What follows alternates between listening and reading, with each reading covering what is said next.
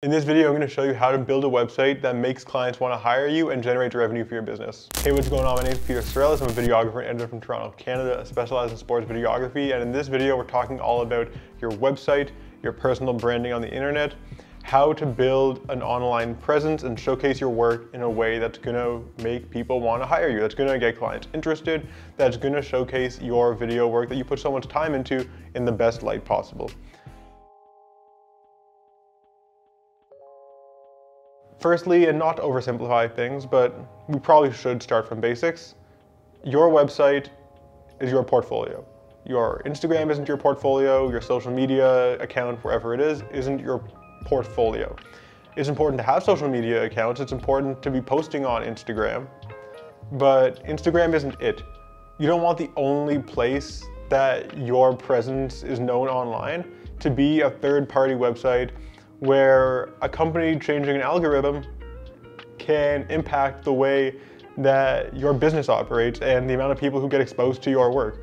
It's a little bit too variable. You don't have like a level of control that you need over your work and how it's displayed. Your website can be customized how you like it so that people are seeing your work in the way that you want it to be seen.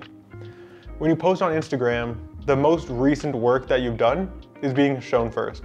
And maybe that's a good thing because you want people to see what you're up to and you want to seem busy and it keeps you top of mind. And those are some of the reasons why Instagram is important. But also maybe the last thing you posted on Instagram, that 15-second reel of one nice clip, isn't the best work you've done. And you don't want that to be the first thing that a client sees when they're deciding, should I hire this person to film my video? Should I award this person this contract? If you have a website, then you can position yourself to do the tasks that you want to be hired for. You can show your best work and the work that you're the most proud of first, and you can make sure that people get an image of you that you have of yourself and that there's no mismatch where you're trying to get hired for a certain task, but people want to hire you for something else. I also think there's a lot of value to a website if somebody's trying to find you, but you don't necessarily know that they're looking for you. An example of this could be like a recruiter or a headhunter. Maybe a client got like a word of mouth referral and you don't know that someone passed your name on, but your name got mentioned somewhere and now this person is looking for you. There's a lot of noise on Instagram and organic reach isn't quite what it used to be on that social platform.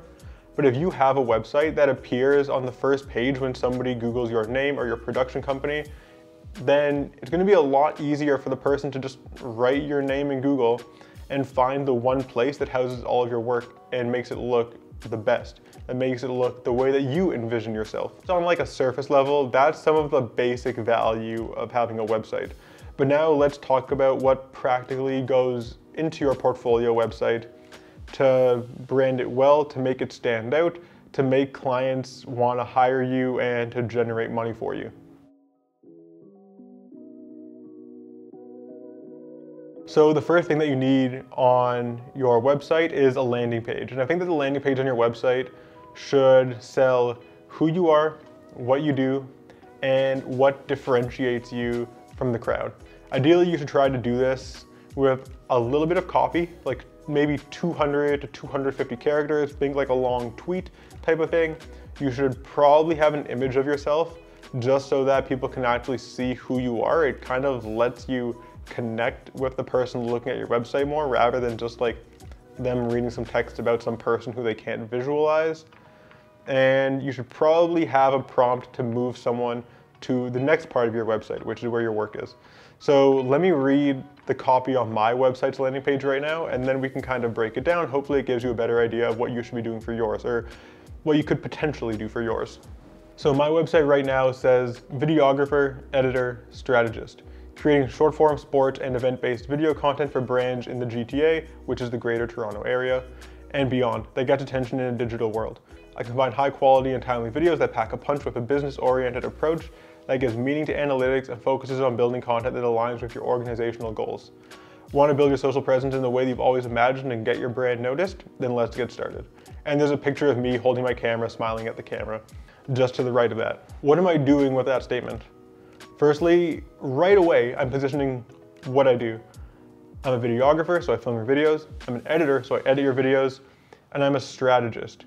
And that's like a little bit more of an abstract one, but as you read through the little copy I wrote, you can see that I talk about how when I make a video, even if it's just a sports edit, I make a video that's in line with your organizational goals. I consider what you're trying to do as a business, what your brand image looks like, and like what your goals are beyond maybe this one marketing campaign or how well this one piece of content performs, and make something that's cohesive with the whole identity of the business that I'm working with. And this is kind of how I try to differentiate myself. I don't know how many people know this, but I do also have a business degree that I got before I started making videos.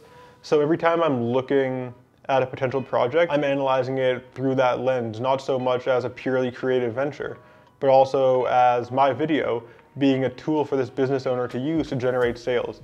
And I'm catering my videos to generate extra engagement that's gonna get them sales, not just make the coolest possible video that might get a little bit of traction on social media, but isn't gonna convert in the way that my client needs it to. So that's kind of how I'm differentiating myself, and I feel like I'm doing a half decent job of saying that in a few characters. Now, look, I'm not the best at copy. I wrote that myself. Could I hire a copywriter? Probably, but I understand that a lot of people watching this video aren't going to be able to hire a copywriter. You're going to have to write something up yourself. So consider those 3 points, try to work what you do, who you are, and how you're differentiated into some bullet notes, and then write that out a few different times and make different paragraphs out of it. Try to come up with some copy you can put on your first page. And if you don't have a headshot, like set up a YouTube setup like this, like what I'm doing right now, and just take a picture of yourself smiling with your camera in your hand. It's a good thing to put on the front of your website, and it'll kind of give people a warm opening. Now let's talk about your actual work. So like, what work do you want to show on your website? How do you display it? Like, how much work should you put on your website? These are difficult questions that the answer isn't really clear for.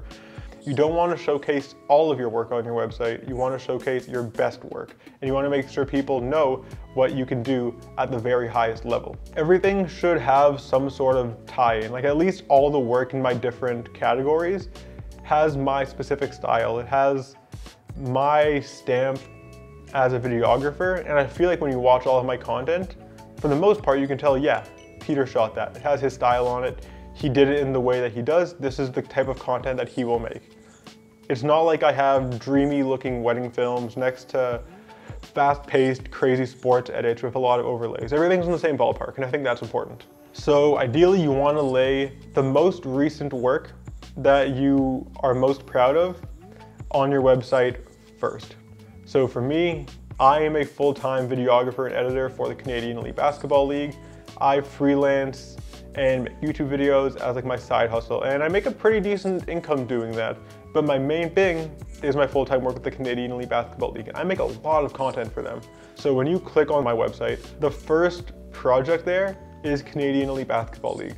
And when you click on Canadian Elite Basketball League, it shows you a couple of the videos that I think I did the best on, that I'm most proud of, that I would turn to someone most of the time and show them if they asked, what do you do? That's first. If you go looking for my work on my website, you're probably running into those videos first, and that's exactly what I want. And then everything else goes down sequentially. So finally, touching on what's probably the most important part of your website, the contact page. Because the goal of your website should be to get clients to get in touch with you, to contact you, to hire you for work. So how are they gonna do that? Ideally, every page on your website should be drawing people back to a contact page where they can fill out some information and send you an email as an inquiry for work. You want people to be able to tell you a little bit about their project, like what they're looking for, give you specific deliverables, give you a timeline of when they want the project done, and then send that to you. And hopefully from your contact page, that can redirect into your email inbox. And then you can message them back and you can start an inquiry for work. If it's not easy for people to get in touch with you through your website, then it's all kind of pointless, right? Because like they're gonna look at your work, they're gonna say, nice, how do I hire this guy? And if the answer to how do I hire this guy isn't really clear and they don't know how to get you, then you're just not gonna get hired as much. Your website won't be accomplishing the goal that you set out for it to accomplish for you. So you need to make sure that you have a contact page that is very clear, it's very easy to get to. And if you look at my website, every single tab has just text on a white background, but the page that says get in touch, it's a big red button that's different from all the other ones. And if you go to the bottom of the homepage, there's a button that says get in touch. You can find me and easily get in touch with me if you want to get in touch with me. You know, I don't want there to be any barriers there. So you need to make sure that when you're building out your website, you're not putting barriers between your clients and them getting in touch with you. You want to be very easy to get in touch with. You want to get hired easily. I don't think your website's ever going to be done as long as you keep creating and keep taking on new work and keep learning, because you're going to keep getting better. You're never going to be happy with everything that's displayed there, and building your website out and putting all the work that you like on it is always going to be an iterative process. I recommend that you make updates to your website every couple months. Just go on there, reevaluate what work is on there, what work isn't, what work is likely to convert clients and get you hired for the work that you want to do, and what work is just kind of outdated and not really your style anymore, or maybe old and not to the quality that you would feel comfortable producing for a client. If work that's on your website that you used to love just isn't doing it for you anymore, or it just doesn't look like the quality that you would want, get rid of it. There's no one telling you to keep a certain piece of content down on there. Hey, Editor Peter here. I just realized that I didn't actually properly wrap this video up when I was filming, and I know there were a lot of parts that I either skimmed through pretty quickly or just skipped over completely that I could have added to this video just for the sake of time. So if you have any other questions about like building out your portfolio, how to display your website, where to put your work online, anything like within the realm of things we talked about today, please let me know down in the comments, and I would love to get back to you down there, help you with any questions you have, and do anything that I can by answering your questions to support you. If you like this video, then please make sure to subscribe to my channel, because I post videography and video editing tips and tutorial videos on a regular basis, and I would love to have you around for them. I think you get some value out of them, and I hope that they would make you a better videographer. Anyways, that's going to be all for this video, so until next time, peace.